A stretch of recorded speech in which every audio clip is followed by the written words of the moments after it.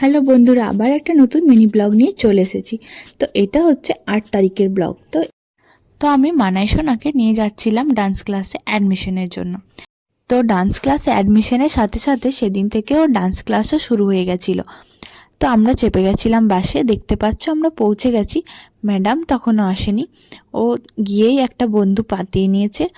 গিয়ের থেকে ও বড় বড় দিদিদের সাথে সমানে ডান্স করেই চলেছে, একটুও থামেনি, একটুও বসেনি। আমরা বাড়ি থেকে বেরিয়েছিলাম প্রায় 2:30 নাগাদ। তো আমরা এখানে 3টে সাড়ে 3টে পর্যন্ত পৌঁছে গেছিলাম। তারপরে শুরু হলো ওর মতোই পুচকি পুচকি সবাই। তো সবাই এখানে ডান্স করছে, পুজোর সময় কিছু একটা পারফর্ম আছে, সেই জন্য প্র্যাকটিস চলছিল। তো আমি ম্যামকে জিজ্ঞাসা করলাম ওকে কি আলাদা করে কিছু শেখাবেন, যেহেতু ওর ফার্স্ট দিন ছিল। তো ম্যাম বললো না, আগে ওর গানের সাথে নাচুক, এখন ইন্টারেস্টটাই আসুক আগে, তারপর আস্তে আস্তে সব শুরু হবে। তো ওইখান থেকে বাস স্ট্যান্ড পর্যন্ত অনেকটাই রাস্তা, তো হেঁটে আসতেও খুব বিরক্ত হচ্ছিল, কোলে নাও কোলে নাও। তো যাই হোক, তারপর আমরা বাস পেয়ে গেছি, আমরা চলে এসেছি বাড়ি। আজকের ব্লগটা এখানেই শেষ করলাম। Bye bye.